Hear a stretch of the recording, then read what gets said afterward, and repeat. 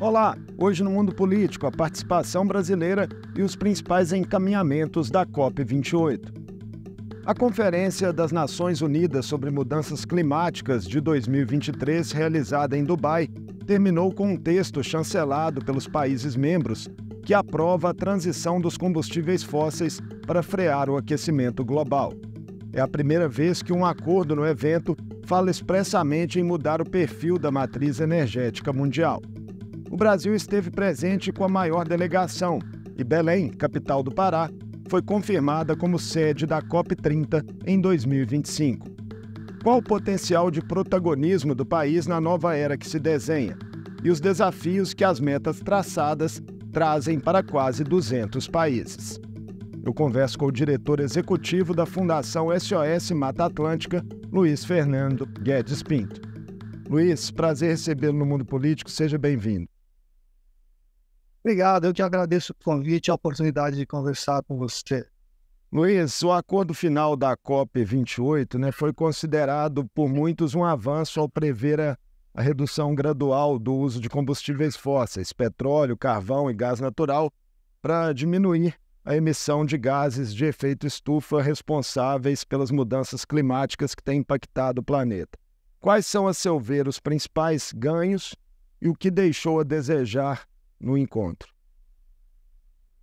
Olha, primeiro é reconhecer esse ganho da questão dos combustíveis fósseis está no centro das discussões, né? Como você colocou, pela primeira vez, a eliminação do petróleo, do carvão, dos combustíveis fósseis está no centro das discussões. Eu acho que a gente pode dizer que a gente está no começo do fim da era do petróleo. Isso é uma conquista enorme, né? Existem interesses grandes, muito grandes da indústria do petróleo para frear e atrasar essa transição. Além disso, nós temos barreiras tecnológicas, é uma mudança muito grande para a humanidade, para a economia do mundo, pensar nessa transição, mas isso é algo inevitável, fundamental para a gente poder ter um futuro climático seguro para o planeta. Então essa acho que é uma grande coisa. Também temos outras coisas a celebrar, o começo de um fundo de perdas e danos para recompensar os países que já sofrem e vão sofrer ainda com os impactos das mudanças climáticas. Então, acho que isso é o que nós temos a comemorar. O copo meio vazio dessa história é que o texto fala de uma transição, mas não coloca um prazo, né? A gente não sabe quando que isso vai ser alcançado, os países não têm uma meta de eliminação, eles vão ter que incorporar isso dentro das suas metas, cada um deles. E a outra coisa é que a ambição, ela está sempre atrás do que a gente precisa, né? O que os países estão se comprometendo é sempre menos, porque a questão da mudança climática ela é emergente, ela é urgente, a gente está correndo atrás do tempo, o relógio está virando e a gente está num cenário de aquecimento até o final do século XXI de até quase 3 graus, o que é muito grave. A gente precisaria garantir esse 1,5 graus, e com o que nós temos na mesa ainda, a gente não podemos ter essa certeza. A outra grande questão é sobre a implementação dessas medidas. A gente ainda não sabe com que velocidade isso será. Então, temos coisas a comemorar, né? De estarmos colocando o assunto na sala, de já termos um consenso de que é necessário fazer essa transição, mas ainda não sabemos quando, em que velocidade, e se essa velocidade vai ser suficiente para garantir esse 1,5 graus que a gente precisa chegar para evitar ainda mais tragédias climáticas daqui para o futuro. Falando em velocidade, as metas de triplicar a capacidade energética renovável até 2030 e zerar a emissão de gases de efeito estufa até 2050 são factíveis para você? Olha, essas são etapas intermediárias, a ciência aponta que isso é possível. Eu não sou um especialista em energia, né? A SOS Mata Atlântica entende de floresta, mas os relatórios do IPCC, que reúnem os principais cientistas do mundo que trabalham com mudança climática, apontam que isso é possível, que nós já temos as tecnologias e o capital, né, o dinheiro no mundo para fazer essa transição. O mundo tem avançado muito na questão das energias renováveis, tanto a energia eólica, né, dos ventos, a energia solar e a biomassa.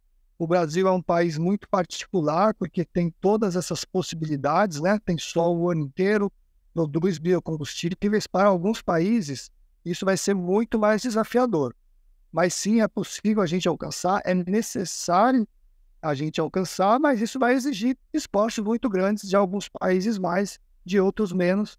O Brasil, felizmente, é um dos que vai ter menos problemas, né? Além disso, a gente tem condições de alcançar o desmatamento zero, que é a outra fonte importante de emissões, né? Além da queima de combustíveis fósseis, vem da queima de florestas, e o Brasil também pode dar uma contribuição muito grande para o mundo, tanto no ponto de vista da energia, quanto na redução do desmatamento, quanto numa diminuição das emissões da produção de alimentos. A COP também teve uma decisão importante sobre o estabelecimento de sistemas alimentares resilientes, e o Brasil também pode estar muito bem posicionado e pode dar uma grande contribuição para a agricultura de baixo carbono para o mundo, inclusive exportando tecnologia.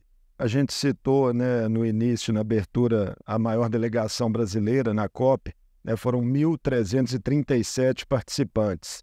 E lá o país defendeu, né, uma linguagem mais forte para o compromisso sobre combustíveis fósseis.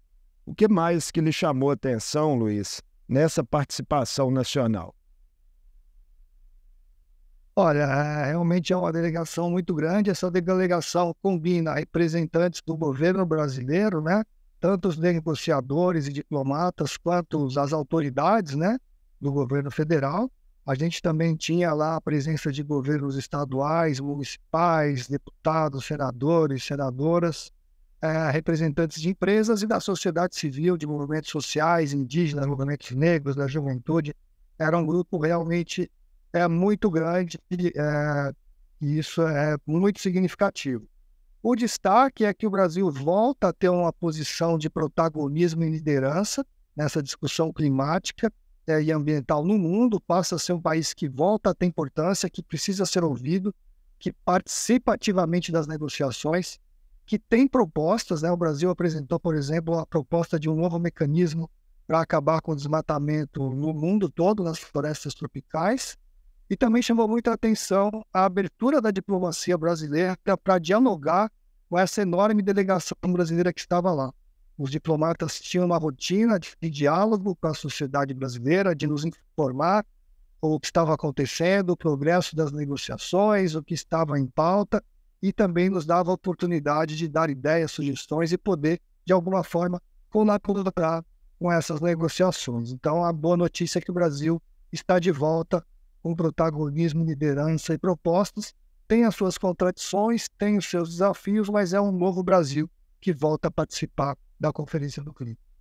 Então, falando sobre as contradições, a OPEP+, né, uma extensão do maior cartel de petróleo do mundo, que tem ali papel fundamental para definir rumos dos preços da commodity, convidou o Brasil para entrar e Lula acenou positivamente. Isso passa uma mensagem conflitante, a seu ver, Luiz, com a imagem de potência verde que o país tenta emplacar na cena internacional?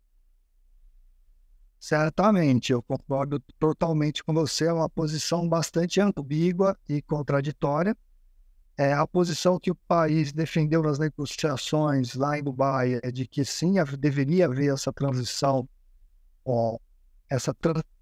para terminar com os combustíveis fósseis, que isso deveria vir acompanhado de contrapartidas dos países em desenvolvimento, portanto, os países desenvolvidos deveriam financiar isso para os países em desenvolvimento, portanto, não seria o Brasil que iniciaria esse processo.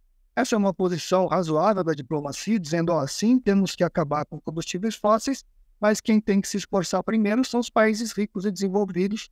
A gente vai fazer isso num ritmo mais lento, porque a gente precisa crescer e se desenvolver, e precisamos de investimentos nos países ricos para fazer essa transição. A própria ministra Marina Silva, né, bateu muito nessa tecla, não foi, Luiz? No discurso dela.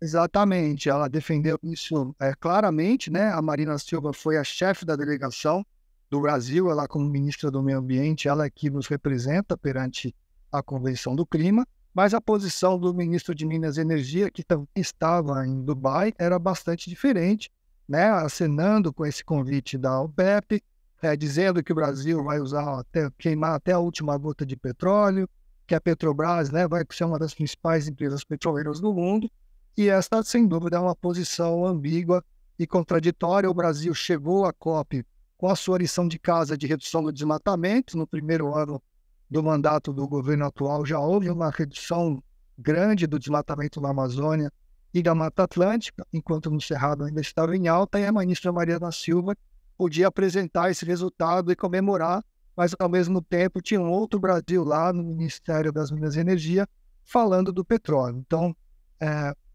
ontem, né, houve um leilão, quase 600 novos poços de petróleo foram leiloados ontem, e aponta que o Brasil vai explorar mais petróleo. A ciência diz, né, os relatórios do IPCC, que para chegar num grau e meio a gente não poderia furar mais nenhum poço de petróleo. A gente tinha que diminuir a exploração do que já tem e não iniciar novas explorações. E daí o Brasil fica nessa posição contraditória e fica a grande pergunta sobre como a gente vai se apresentar para o mundo em 2025 na COP30 de Belém. A gente deve chegar com o resultado de uma redução grande do desmatamento, mas qual vai ser o nosso lugar como produtor de petróleo no mundo? Um país que está indo para o aumento da produção e da emissão ou para a sua redução? E essa dúvida ficou evidente lá em Dubai.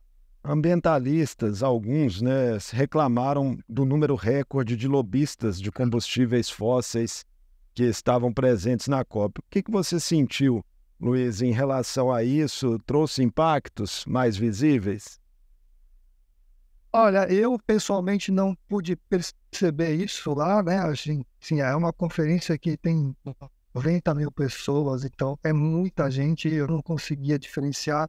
Óbvio que nos bastidores isso ficava evidente, mas por outro lado a gente também tinha uma presença muito importante de organizações da sociedade civil, e daí é um cabo de guerra, né, que acontece ali. Tem os lobistas defendendo o combustível fóssil, o petróleo, tem o pessoal da energia nuclear que também está lá, tem os ambientalistas, tem as populações indígenas, e isso faz parte da negociação e dessa disputa por um futuro do clima, né? A sociedade ali lutando por um futuro que tenha menos prejuízos, enquanto a indústria do petróleo está defendendo seus interesses. É óbvio que o desequilíbrio de forças é enorme, né? A importância de um representante da SOS Mata Atlântica é muito menor do que de um lobista de uma empresa petrolífera que tem uma influência sobre presidentes, ministros, etc. E essa é a disputa que está na mesa e que vai continuar na mesa nos próximos anos e que vai culminar em Belém daqui 2 anos. Dentro das disputas, né, uma questão nacional que vem causando muita polêmica, Luiz, é a exploração de petróleo na foz do Amazonas. Documentos do processo de licenciamento apontam a possibilidade ali de impacto de óleo na costa de 8 países, além de 2 territórios da França, caso ocorram vazamentos.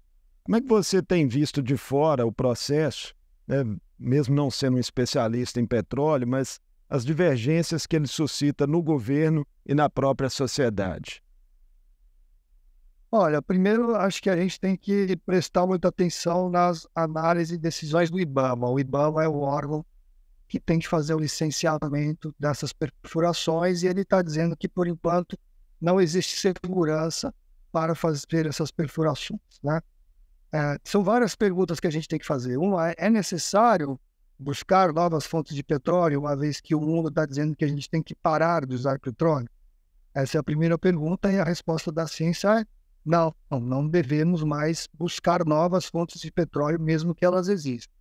E daí, sobre essa questão da foz do Amazonas, ela tem outras camadas, né? Um é esse risco dessa exploração numa área de corais, de recifes, que a gente pouco conhece, que tem uma importância enorme para a biodiversidade, o risco de vazamento, isso tem um impacto muito grande ambiental, né? Então, tem toda essa questão também sobre a distribuição desses benefícios, os riscos para as populações da Amazônia. Então, no nosso entendimento é que não se justifica, é uma atividade arriscada, que a gente não tem informação suficiente e não deveria fazer. Ainda mais e que a gente está, né, ontem leiloou novos 600 poços de petróleo, a gente está entrando na segunda fase do pré-sal, que já vai tirar muito petróleo do fundo do mar, e a gente entende que não se justifica, não tem sentido a gente tentar buscar uma nova fonte de petróleo num lugar de tanta importância, tão simbólico e que seja tão arriscado. A Noruega e o Reino Unido Luiz, anunciaram, né, durante a COP doações da ordem aí de 94 milhões de dólares para o Fundo Amazônia. Como esses recursos podem impactar as políticas públicas na região que foram claramente redirecionadas, né, sob o governo Lula? Olha, a história do Fundo Amazônia é que esse fundo ele tem sido muito importante para combater o desmatamento, né? O dinheiro foi usado nos seus primeiros anos para fortalecer a capacidade de órgãos federais, estaduais e municipais no combate ao desmatamento, à fiscalização, e também esse dinheiro tem sido muito importante para fortalecer a sociedade civil e fomentar negócios de bioeconomia na Amazônia. Então, esses aportes são muito importantes para poder tanto garantir, contribuir para a redução do desmatamento e o poder do Estado, né, das autoridades das instituições públicas, quanto para o empreendedorismo, pois a bioeconomia é a alternativa mais sustentável para a Amazônia. Esses recursos eles são pequenos, a gente comemora, né, esse aporte de dinheiro, dá para fazer bastante coisa, é possível fortalecer políticas públicas, alavancar negócios, mas a gente precisa de muito mais dinheiro para poder realmente garantir esse futuro climático. O próprio Fundo de Perdas e Danos, que foi definido agora no início da COP, estima-se que precisa de um aporte de 100 bilhões de dólares por ano para ser transferido para os países que já sofrem e vão sofrer com as mudanças climáticas. E a gente pode falar dos países ilhas, né, que vão ficar embaixo d'água.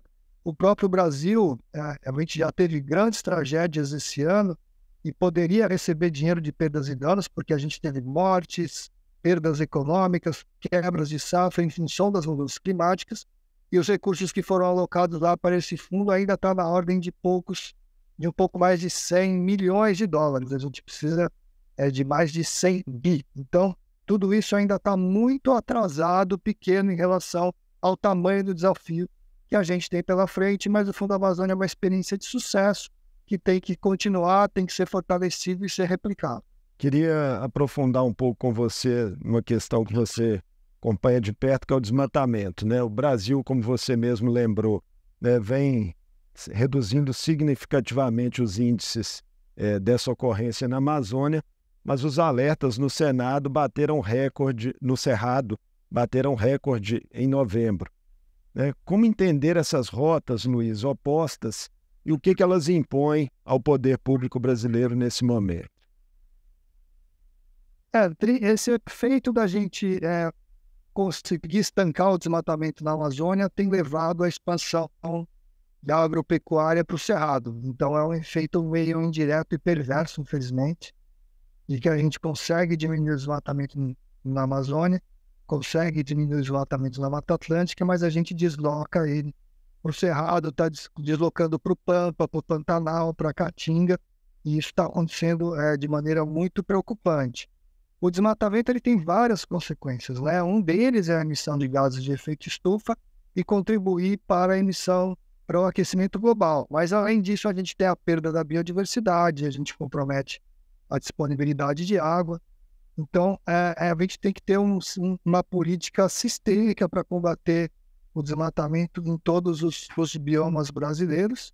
No caso, a característica do desmatamento do Cerrado e da Amazônia são bem diferentes. Na Amazônia, a maior parte do desmatamento acontece de maneira ilegal, muitas vezes criminosa, em terras públicas, sejam terras públicas que ainda não foram destinadas pela União ou em unidades de conservação em terras indígenas.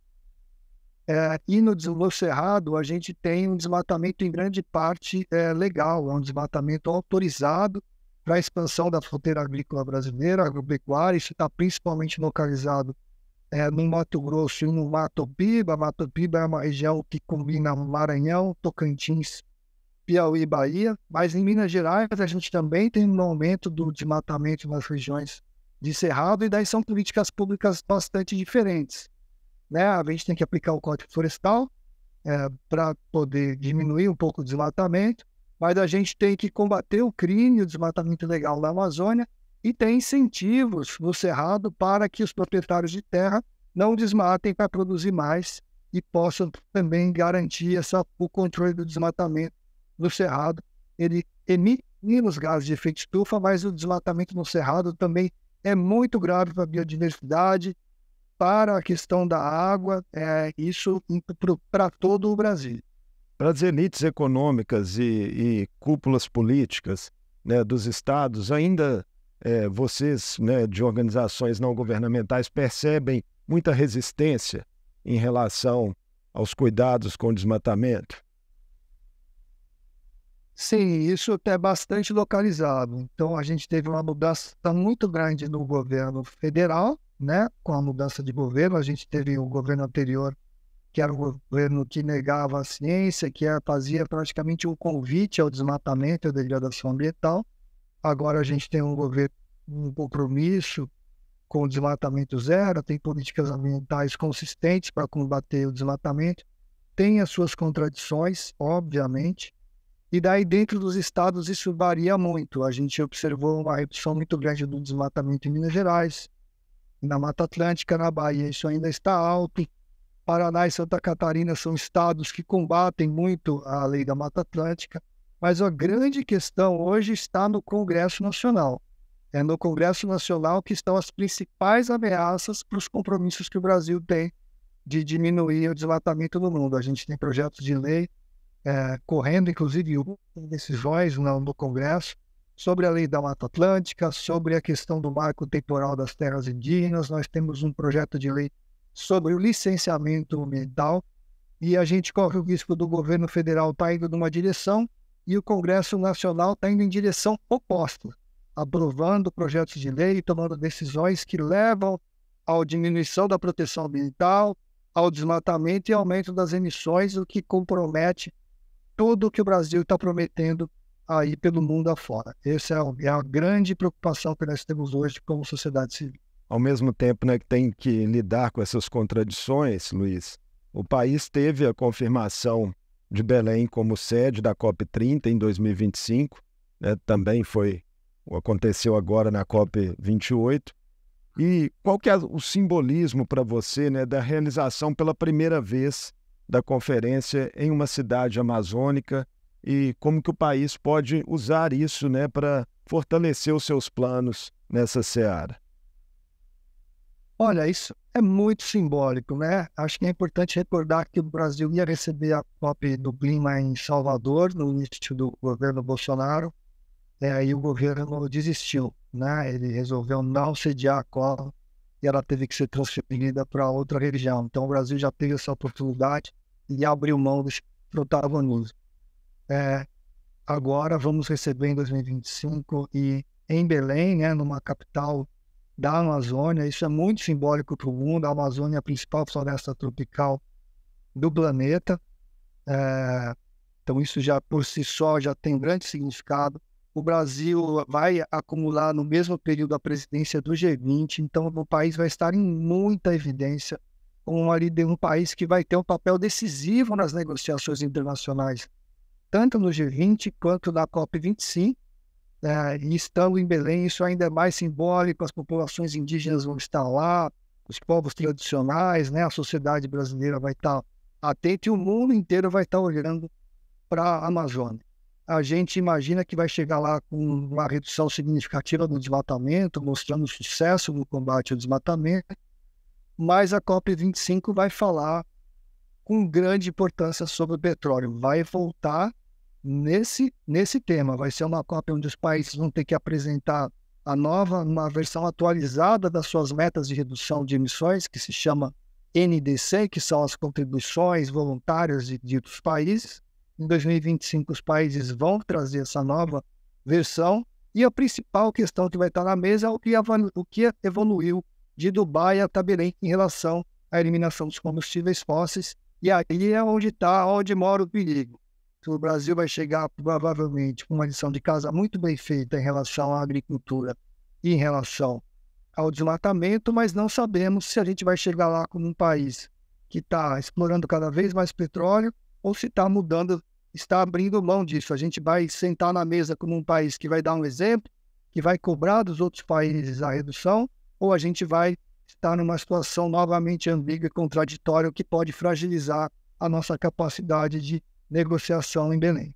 Luiz, queria encerrar nossa conversa só falando de uma perspectiva mais global. Cientistas alertaram recentemente que o mundo está perto aí de atingir 5 pontos de não retorno que podem desencadear catástrofes ambientais irreversíveis.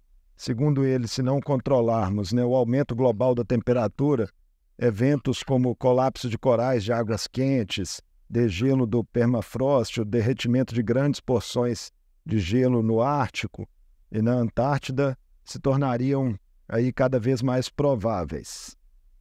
Ainda temos tempo para reverter um cenário caótico como esse? Bom, primeiro eu tenho que parabenizar vocês, porque vocês fizeram uma grande lição de casa para essa matéria. Eu li esse relatório essa semana, né? Ele foi lançado lá na COP e realmente ele aponta essa questão desses tipping points, que são esses pontos de não retorno. O relatório, eu não entendi por que não aponta a Amazônia como um lugar do mundo onde a gente pode ter esses pontos de não retorno, né? Onde a floresta pode começar a morrer definitivamente. Mas essa questão das polares, né, começarem a derreter de maneira irreversível, e esses permafrost são os solos dessas regiões temperadas, né, que podem também começar a liberar carbono. Isso geraria um colapso da vida na Terra e dos sistemas terrestres e até da circulação dos oceanos.